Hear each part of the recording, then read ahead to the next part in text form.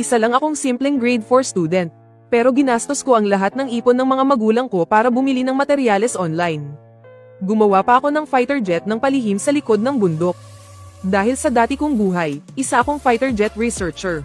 Sa buhay na ito, muli akong nabuhay dala ang mga blueprint ng isang 6th generation jet. Hello po, ito po ang security center. Ano po ang maitutulong ko sa inyo? Hello po, tita. Magpapalipad po kasi ako ng model fighter jet ko sa Mosang Village. Medyo mabilis po kasi ito. Baka ma-detect po ito ng radar. Sana po makontak ninyo ang military. Para hindi po sila mag-alala. Si Wang Mengmeng, ang operator ng Police Security Center. Habang pinapakinggan ang boses bata sa telepono, ay sandaling natahimik. Kung matanda ang nag-report nito, siguradong pagsasabihan niya ito. Dahil ang pagsasayang ng pampublikong yaman ay labag sa batas. Pero dahil halatang bata ang kausap niya, matyaga pa ring sumagot si Wang Mengmeng. Okay lang yan, bata. Hindi na kailangang i-report ang maliliit na model aircraft. Sige, maglaro ka lang. Pero mabilis po talaga ang model aircraft ko. Hindi bababa sa Mach 2. O sige na, bata. Sa susunod, huwag ka nang tatawag sa numerong ito, ha? Kapag tumawag ka ulit, tatawagan ko na ang mga magulang mo. Pagkatapos kausapin ng mahinahon ni Wang Mengmeng, agad niyang ibinaba ang telepono. Oh, bakit, Mengmeng?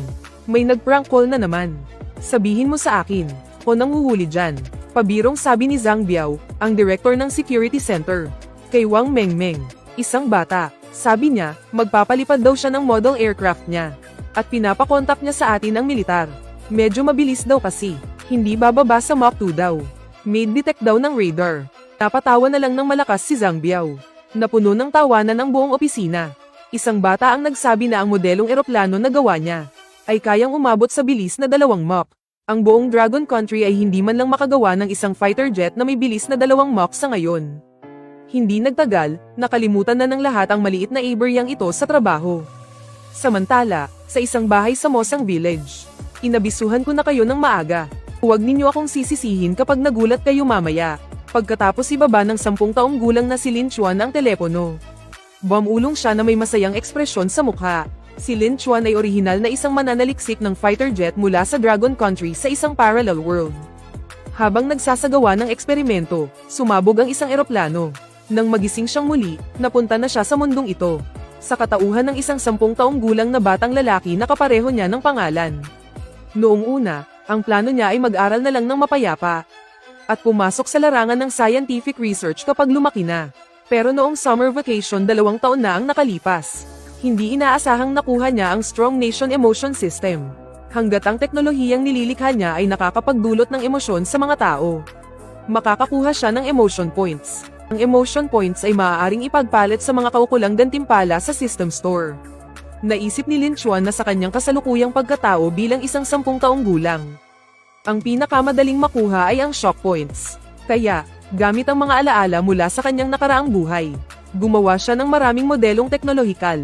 Gamit ang mga modelong ito, ginulat niya ang lahat ng guro at estudyante sa buong paaralan. Sa wakas, 1 buwan na ang nakalipas, nakaipon siya ng sapat na emotion points. At ipinagpalit niya ito sa 2 bagay. Isang system space machine tool. At ang mga blueprint para sa isang 6th generation fighter jet. Ang machine tool ay makakatulong kay Lin Chuan na gumawa ng mga high precision na pyesa. Ang mga blueprint naman ay naglalaman ng bawat detalye ng 6th generation fighter. Sa dati niyang buhay, hindi man lang niya nakitang lumipad ang isang 6th generation fighter bago siya mamatay. Sa buhay na ito, sa wakas ay nakuha niya ang kumpletong mga blueprint. Agad na sumiklab ang kanyang pagnanais na magsaliksik, at mabilis siyang nakaisip ng paraan para makakuha ng maraming shock points. Pero matapos magsaliksik online, nalaman ni Lin Chuan na napakaraming pagsubok. Ang kasalukuyang teknolohiya ng Dragon Country ay katumbas lang ng antas noong 10 taon na ang nakalipas sa dati niyang buhay. Ang pinakakilalang advanced na fighter jet ay ang 3rd generation J-10 pa lang. Pero ang Eagle Country ay mayroon ng pinaka-advanced na fighter jet, ang F-35. Ang dalawang bansa ay may agwat na 2 henerasyon pagdating sa mga fighter jet. Kaya naman nangyari ang mga nakakahiyang insidente tulad ng, hindi na ako makakabalik sa base. Kahit na nasa isip na ni Lin Chuan ang mga blueprint, wala siyang paraan para makabili ng mga kinakailangang materyales. Kaya para makabuo ng ika-6 na henerasyong fighter jet na ito, kinailangan niyang bumili ng mga materyales para gawin ito ng mano-mano. Kaya nilasing ni Lin Chuan ang kanyang mga magulang.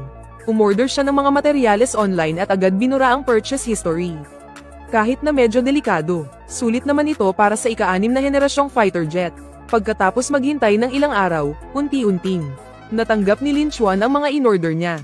Itinago ni Lin Chuan ang lahat ng mga ito sa kuweba sa likod ng bundok na matagal na niyang nahanap. Sa mga sumunod na araw, lihim na tumatakas si Lin Chuan tuwing hating gabi para mag-research at mag-develop sa loob ng kuweba para maging stable ang paglipad ng katawan ng ika-6 na henerasyong fighter jet sa bilis na higit sa 2 Mach. Ang solace yung ibinigay ng system ay ang paggamit ng polymer polycarbonate titanium alloy. Ang material na ito ay nangangailangan ng paghahalo ng 82% titanium alloy at 18% carbonate para makabuo ng composite polymer material. Kung mano-mano lang itong hahaluan, malaki ang magiging error. Ngunit sa tulong ng machine tool ng system, madaling natapos ni Lin Chuan ang paghahalo ng mga materyales. Pero ang pinaghalong materyales ay katumbas lang ng ika-10 bahagi ng materyales na kailangan para sa isang normal na ika-6 na henerasyong jet. Kung gayon, gagawa na lang ako ng mini version. Sa ganitong paraan, makakapasok ako para imaneho ito. Matapos niyang malanawan ang kanyang layunin, sinimulan ni Lin Chuan na gawin ang iba pang mga bahagi para magkaroon ng lakas at stealth ang isang fighter jet. Kailangang ayusin ng mabuti ang nozzle ng makina. Sa tulong ng system lathe, mabilis na natapos ni Lin Chuan ang pagproseso sa mga mahahalagang pyesa. Ang loob ng natapos na turbofan engine ay may spiral na istruktura na mas epektibong makakapagbigay ng malakas na tulak. Ang makina na ito ay kayang umabot sa pinakamataas na thrust-to-weight ratio na 15. Matapos gawin ang turbofan, ang isa pang mahalagang bahagi ay ang nozzle sa likuran. Kahit na ang pabilog na binary nozzle ay nakakabawas ng thrust, pero sa pagmamaniobra ni Lin Chuan, ginamit niya ang machine tool para ukitan ng mga thread ang loob nito. Sa ganitong paraan, habang pinapaliit ang nababawas na thrust, mapapalaki naman ang stealth effect nito, nang ang mga istrukturang ito ay pinagsama-sama para makabuo ng isang kumpletong sistema ng makina. Natulala si Lin Chuan sa pagtingin dito ng matagal bago matauhan. Ito ang bagay na hindi niya nakita sa kanyang nakaraang buhay hanggang sa kanyang kamatayan, model ng hydrogen-oxygen-driven na turbofan engine. Si Lin Chuan na natauhan ay nagsimula na namang kalikutin ang radar system ng fighter jet. Bagamat ang radar ng 6th Gen jet ay hindi isang quantum radar, ito rin ang pinakamataas na S-band phased array radar, sapat na para durugin ang mga fighter jet sa merkado ngayon. Tumayo si Lin Chuan sa kanyang kinatatayuan, na namumula ang mga mata habang tinitingnan ng 6th Gen jet na lumitaw sa harap niya. Naalala na naman niya ang mga nakakahiyang kasaysayan sa kanyang nakaraang buhay. Sa nakaraang buhay, ang Dragon Country ay inaapi at pinagsasamantalahan ng Eagle Country. Malaki ang agwat sa henerasyon ng mga fighter jet ng dalawang bansa. Sa harap ng paulit-ulit na paglusob ng Eagle Country sa kanilang himpapawid, ang bawat henerasyon ng mga piloto ay maaari lamang gamitin ang kanilang buhay sa paglipad ng mga luma at dehadong fighter jet para labanan ang mga jet ng Eagle Country. Ngayon, sa parallel universe na ito, ganoon pa rin pala ang sitwasyon. Ang Eagle Country sa mundong ito ay mahigpit pa ring pinipigilan ang Dragon Country. Dahilan para muling makaramdam ng kahihiyan si Lin Chuan. Mabuti na lang at sa pagkakataong ito, dala ko ang system. Hinding-hindi papayagan ni Lin Chuan na ang Dragon Country sa mundong ito ay umasa pa rin sa sakripisyo ng mga bayani para itaboy ang mga jet ng Eagle Country. Ngayon, itong fighter jet na personal kong ginawa, susubukan din mismo ni Lin Chuan ang kakayahan nito. Matapos suriin ni Lin Chuan ang buong fighter jet, binuksan niya ang cockpit. Oras na para isakatuparan ng aking dakilang plano para makakuha ng shock value. Gamitin ang pagkakakilanlan ng isang pasaway na bata para gumawa ng ingay. Isang insidente ng enemy aircraft na yayanig sa mundo ng militar at pulisya. At agad siyang kumilos. Diretsyong pumasok si Lin Chuan sa cockpit. Ang 6th Gen jet ay may malaking pagkakaiba sa mga tradisyonal na fighter jet. Ito ay ang Artificial Intelligence System, sa pamamagitan ng mga advanced na algorithm at kakayahan sa pagproseso ng chip. Kaya nitong magsagawa ng autonomous na pagpapalipad. Little 6, lumipad ka. Pagkatapos magsalita ni Lin Chuan, ang mga engine thruster ng fighter jet ay agad na nagsimulang umilo ng asul. Ang jet na hugis dahon ng ginkgo ay dumausdos sa lupa. Pagkatapos ay agad nitong itinaas ang unahan nito. Pinalilipad ni Lin Chuan ang fighter jet sa kalangitan, na casual na umiikot-ikot. Matapos pakiramdaman sandali ang iba't ibang aspeto ng fighter jet, si Lin Chuan ay ngumiti na tila may masamang balak. Alam niyang ang ganitong kabagal na pag-cruise ay talagang hindi makakakuha ng atensyon ng radar ng Air Force. Kung gusto mong gulatin ang militar, Kailangan nilang matiktikan ang galaw ng ika-6 na henerasyong fighter jet. Ay off ang stealth mode. Full speed ahead. Matapos ibigay ni Lin Chuan ang utos. Ang panlabas ng fighter jet ay naging itim mula sa pagiging pilak. Ito ay para sadyang buksan ang signal reception. Upang matiyak na madedetect ng radar waves ang fighter jet. Kasunod nito, sa likuran ng fighter jet, lumitaw ang isang asul na Mach ring. Pagkatapos, isang kumpol ng ulap ang nabuo sa likuran ng eroplano.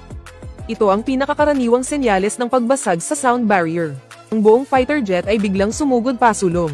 Ngunit ang unang naalarma sa ingay ay hindi ang militar, kundi ang mga lokal na residente. Ang malakas na pagsabog mula sa pagbasag ng sound barrier ay direktang bumasag sa maraming salamin sa nayon. Maraming residente ang nagulat at agad na tumawag sa pulis. Ito mismo ang epektong gusto ni Lin Chuan. Dahil may mga pabrika malapit sa nayon, ang biglaang tunog ng pagsabog ay siguradong magiging dahilan upang magpanik ang mga residente at tumawag sa pulis. At sa sandaling basagin ni Lin Chuan ang sound barrier. Ang unang nakadetect ng supersonic flight ay ang militar ng Amerika.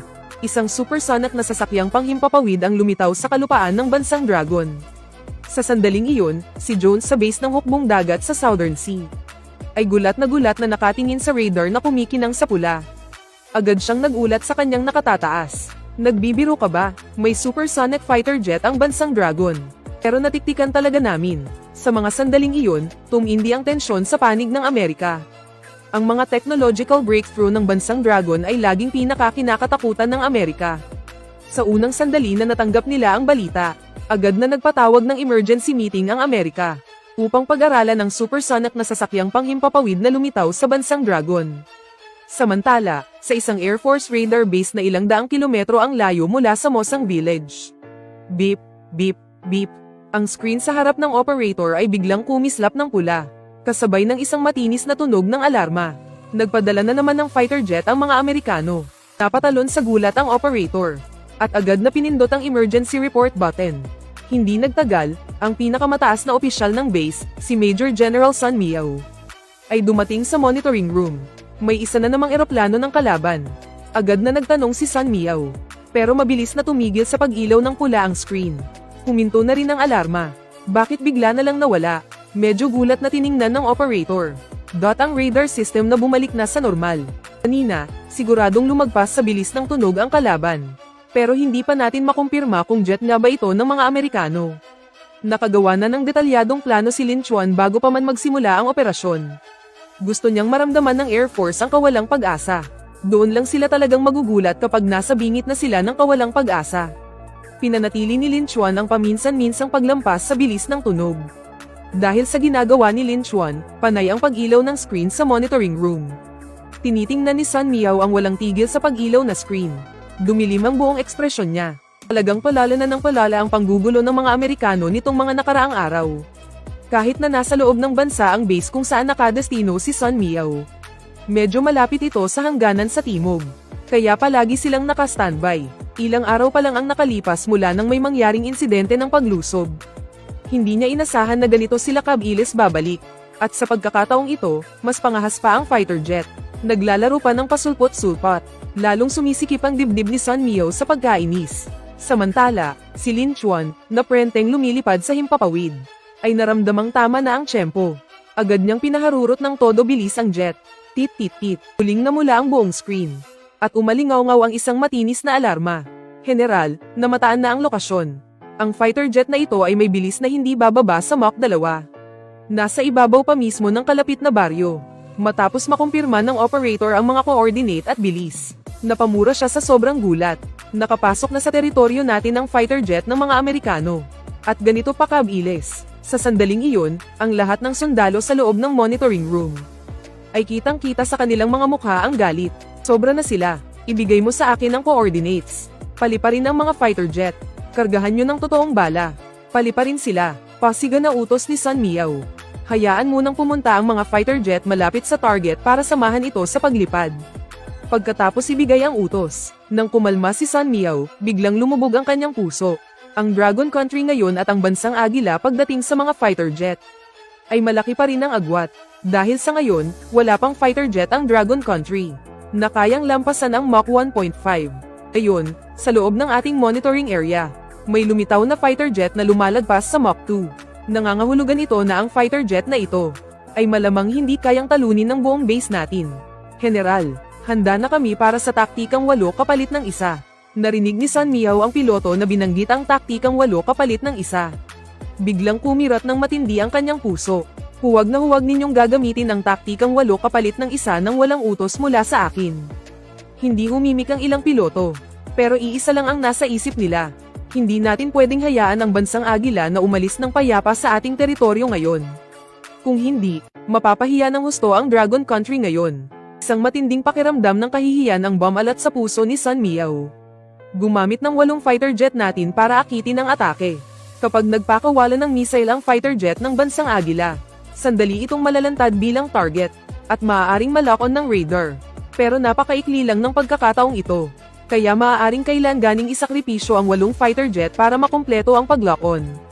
Matapos makausap ni Sun Miao ang mga piloto, isang tawag mula sa Kapitolyo ang dumating sa kanyang cellphone. General Sun, nagsasagawa ba tayo ng test flight para sa bagong fighter jet? Hindi direktang nagtanong sa atin ng Foreign Ministry ng bansang Agila ngayon. Kung mayroon bang military exercise sa Timog Kanlurang Hangganan. Pagkatapos ibaba ang tawag mula sa Military Commission ng Kapitolyo. Medyo nalito si Sun Miao sa kasalukuyang sitwasyon. Pinapasok ng bansang Agila ang ating airspace. Tapos sila pa ang magtatanong kung tayo ba ang may military exercise. Mayroong talagang mali. Nagkataon na si Wang Mengmeng na naman ang operator sa Public Security Center ngayon. Hello, magandang araw. Ito po ang Public Security Center. Ano po ang maipaglilingkod ko sa inyo? Mukhang may sumabog po malapit sa aming baryo Mosang. Pati nga po mga bintana, nabasag. Bilisan nyo, tingnan natin kung sumabog ba ang chemical plant. Sa Mosang Village, tama ba? Sige, pupunta na agad dyan ang mga opisyal. Agad na sinagot ni Zhang Biao ang tawag. Diretso niyang ipinarada ang police car sa gilid ng kalsada.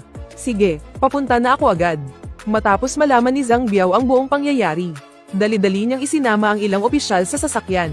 At nagmadaling pumunta sa Mosang Village. Kahit na sumabog man ang chemical plant o hindi, ang pinakamahalaga sa lahat ay ang ilikas ang mga tao. Habang nagmamaneho si Zhang Biao sa daan, may pamilyar siyang nararamdaman. Kiramdam niya ay pamilyar sa kanya ang Mosang Village na ito. Nang nasa kalagitnaan na sila ng biyahe, biglang naalala ni Zhang Biao ang dating tawag ni Lin Chuan. Meng, itong Mosang Village, ito ba yung dati na binanggit nung pilyong bata sa tawag niya? Oo, tama. Sabi niya noon, magpapalipad daw siya ng model airplane malapit sa Mosang Village. Pero wala namang kinalaman yun sa pagsabog ngayon, di ba? Biro lang naman ng bata yun. Pagkababa ni Zhang Biao ng telepono, medyo wala siya sa sarili habang nagmamaneho. Boss, hindi mo naman siguro iniuugnay itong pagsabog sa pilyong bata na yon. Sa tawag niya, no. Kung makakagawa ng eroplano ang isang pilyong bata, kaya ko na rin gumawa ng aircraft carrier. Ang ilang mga batang opisyal na kasama niya sa sasakyan, ay nagsimulang tuksuhin si Zhang Biao nang makita siyang wala sa sarili. Hindi ako nagdududa na kaya niyang gumawa ng eroplano. Ang iniisip ko ay kung baka fighter jet ito ng mga Amerikano. Hindi ba kayo nanonood ng mga balita ngayon? Pinayagan na ng mga Amerikano yung lintik nilang F-35 na manggulo ng ilang beses. Dapat niyong malaman, ang sonic boom mula sa supersonic na bilis ay kayang makabasag ng salamin. Pagkatapos sabihin niyon ni Zhang Biao, sumeryoso na rin ang mukha ng lahat ng kasama niya sa sasakyan. Mabilis na nakarating si Zhang Biao sa chemical plant sa labas ng Mosang Village. Nang makita ang chemical plant na maayos na umaandar, agad na nanlumo si Zhang Biao at ang kanyang mga kasama. Pucha! Hindi maaari, huwag mong sabihing tama ang hula ni boss. Kahit na nasa looban ng Mosang Village. Pero ang kalapit na bansang Yuhao, ay may mga base militar ng Amerikano. Kung fighter jet nga ito ng mga Amerikano. Malaking gulo ito. Dati, noong lumilipad sila sa baybayin, nakapagtimpi pa ang Longguo. Pero nasa looban itong Mosang Village. Nakapasok na sa looban ang fighter jet ng kalaban. Mukhang kailangan na nating gumanti ng buong lakas. Dumating si Zhang Biao kasama ang kanyang mga tauhan sa nayon. Sa mga oras na iyon, puro basag na salamin ang mga bintana ng bahay sa nayon. Nagsimulang magusisa si Zhang Biao sa sitwasyon, at pinayuhan ang mga residente na lumikas muna sa bayan.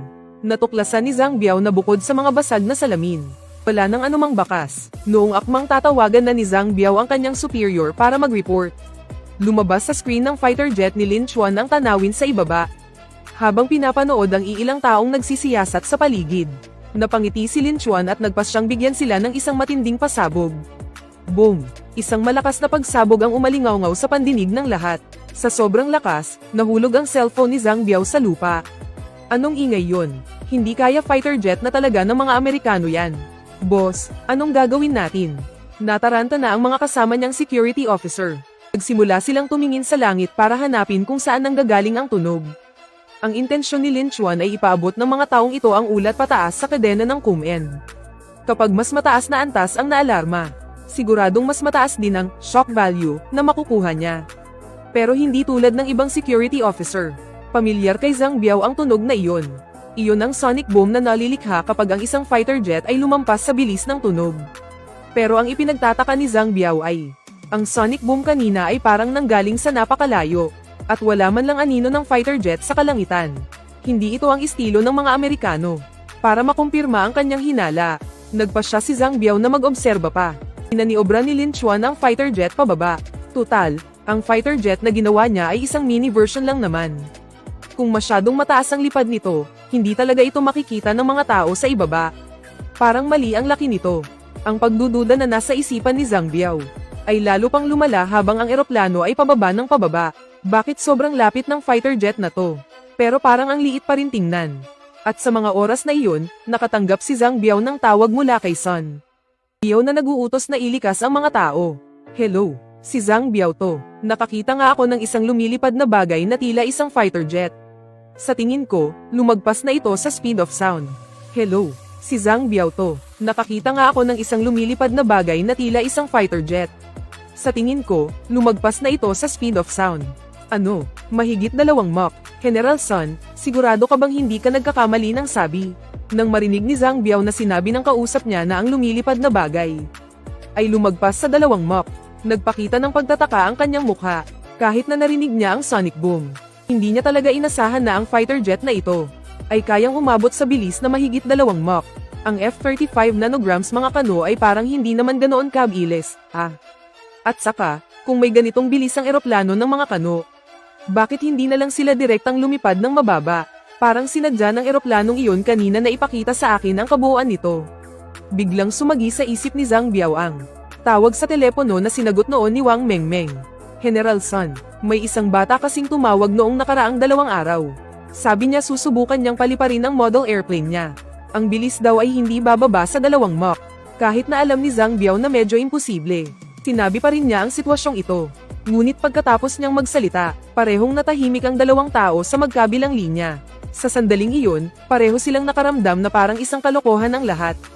Imposible talaga. Paanong magkakaroon ng isang bata ng sasakyang panghimpapawid na umaabot sa 2 Mach?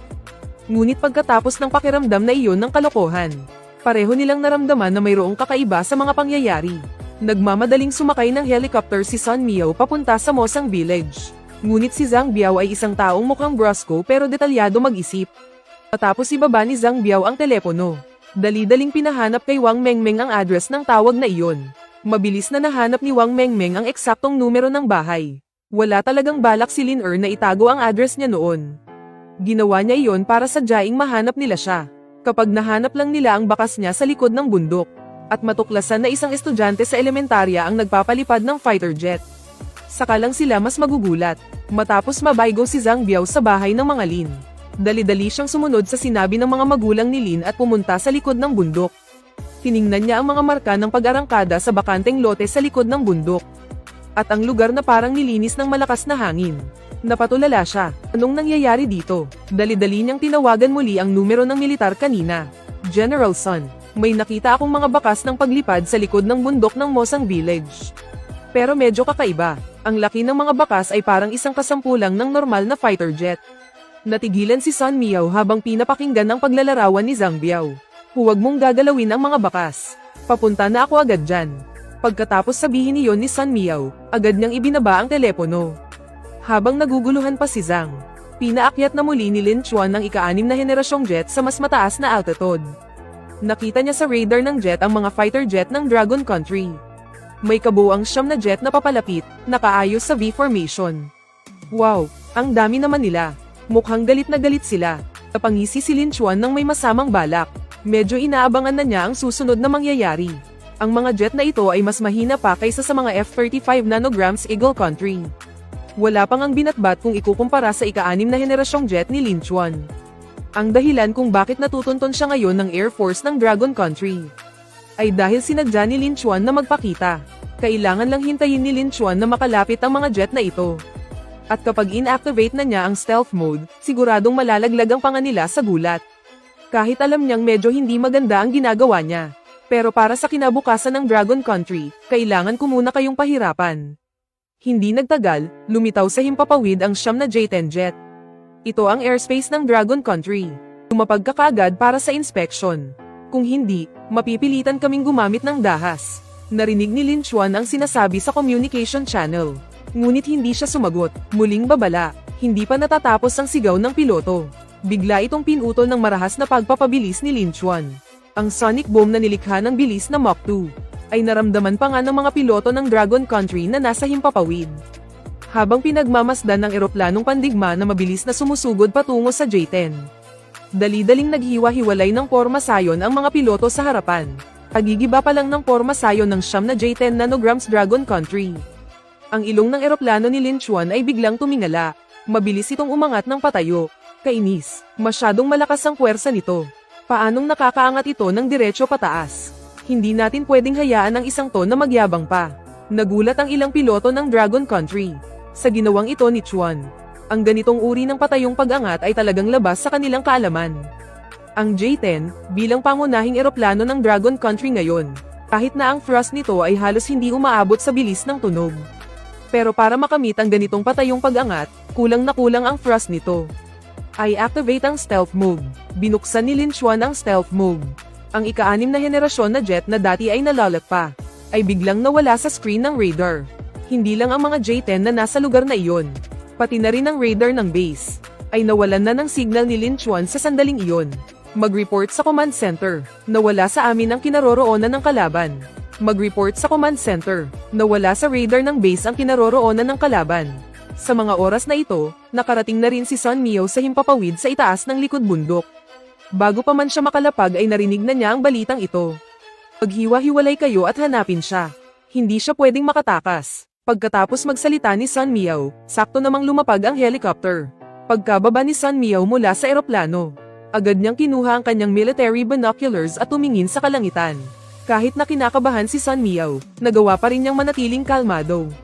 Ngunit nang tuluyang mawala ang ika-6 na henerasyon na jet ni Lin Chuan, biglang nataranta si Sun Miao. Kung hindi man lang nila mahanap ang lokasyon ng kalaban, wala na silang laban sa provokasyong ito. General Sun, magandang araw po. Bakit hindi po muna natin tingnan ang mga bakas ng paglipad ng eroplanong ito? Hindi napigil ang magsalita ni Zhang Biao. Sino pa ang may panahong tumingin sa kung anong bakas? Wala na ni anino ng fighter jet. Pero may kakaiba sa bakas na to.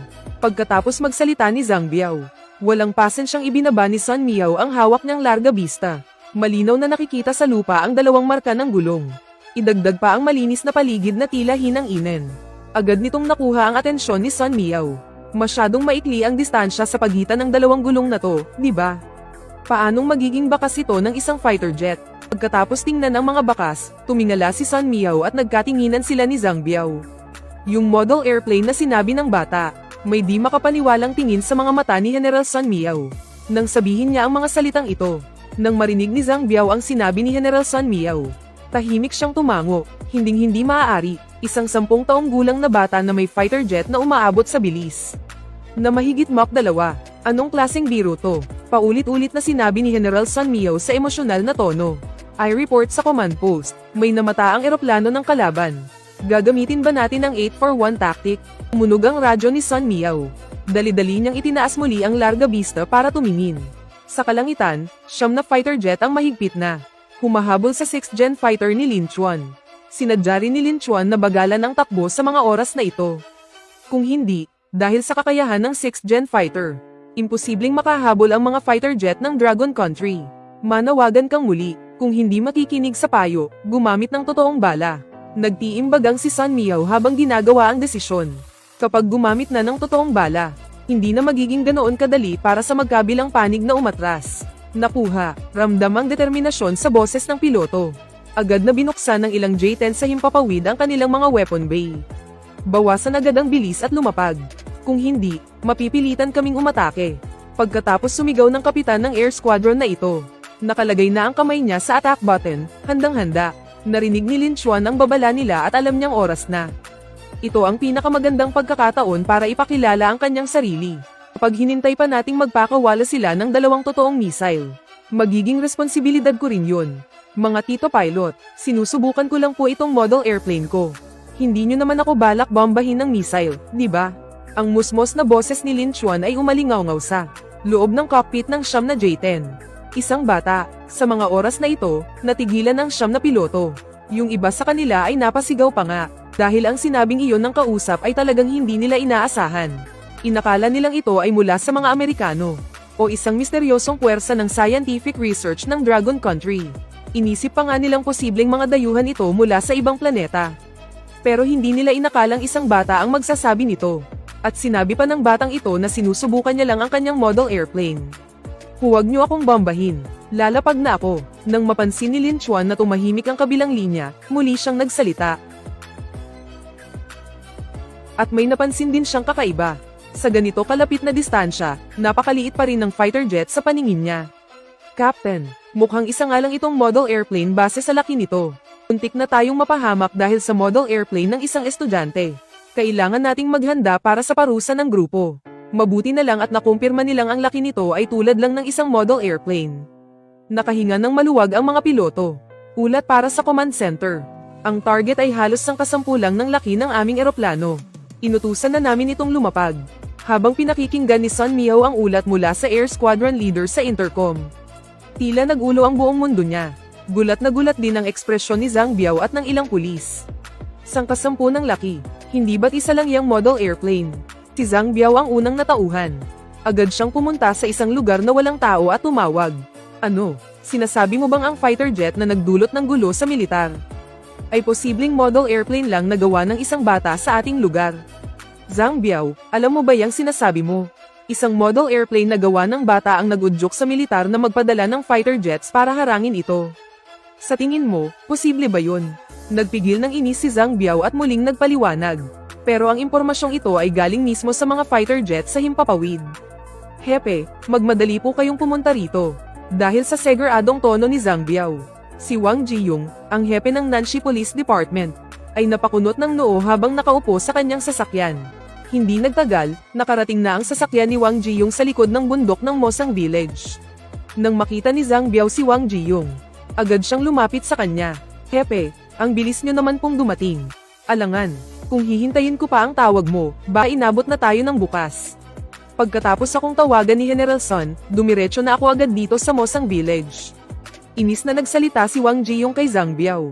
Pagkatapos ay kinamayan niya si Sun Miao. General Sun, ano na po ang sitwasyon ngayon? Pababa na ito. Sabi ng piloto ko, isa raw itong model aircraft. Model aircraft? Paanong mangyayari yun? Habang nag-uusap, pareho silang nakatingin sa langit. Siyam na J-10 ang lumilipad sa tabi mismo ng maliit na fighter jet. Kaya pala nitong mag-take off at lumapag ng patayo. Sabay na sabi ni na Sun Miao at Zhang Biao. Nang mapansin ni Zhang Biao ang nagtatanong na tingin ni Wang Jiyong, agad siyang nagpaliwanag. Itong teknolohiya ng patayong paglipad at paglapag. Sa ngayon, kahit ang Amerika ay hindi pa ito kayang gawin. Ang mga fighter jet natin sa tabi ay kailangan pang umikot-ikot para manatiling stable. Dahil sa paliwanag ni Zhang Biao,